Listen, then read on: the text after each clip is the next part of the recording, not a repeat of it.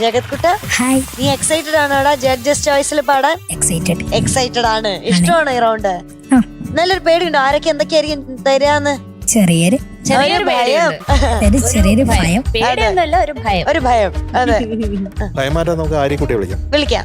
Progress report ഒക്കെ അറിയണ്ടേ? നമുക്ക് നോക്കാം. ഭാര്യ ചേച്ചി, വെൽക്കം.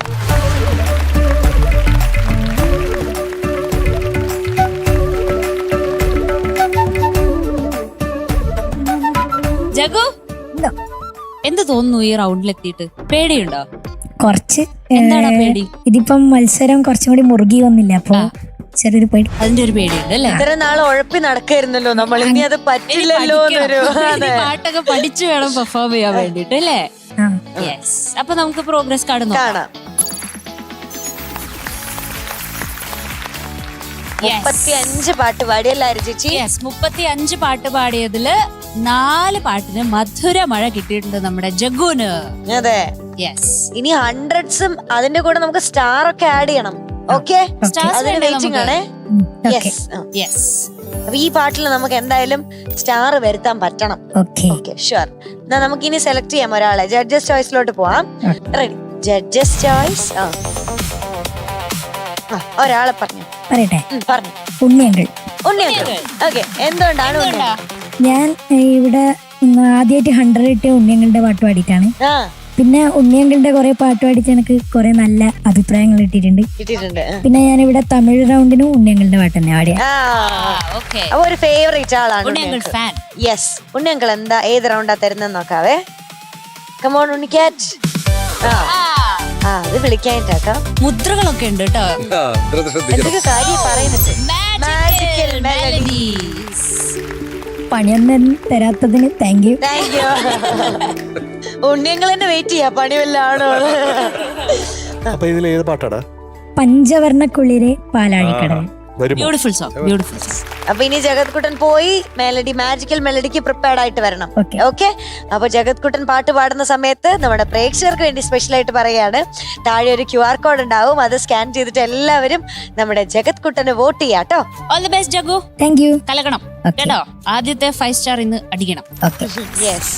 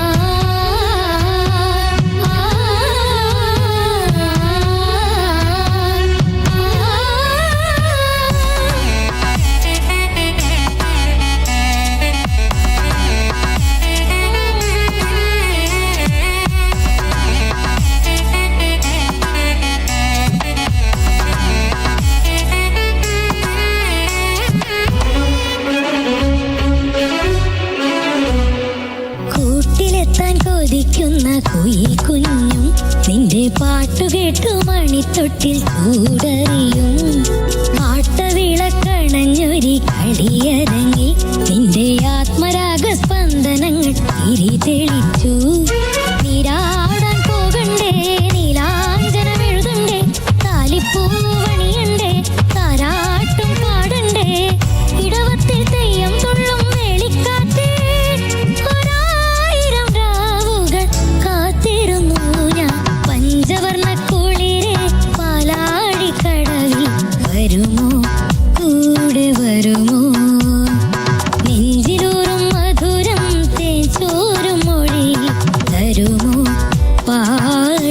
വരുമോ?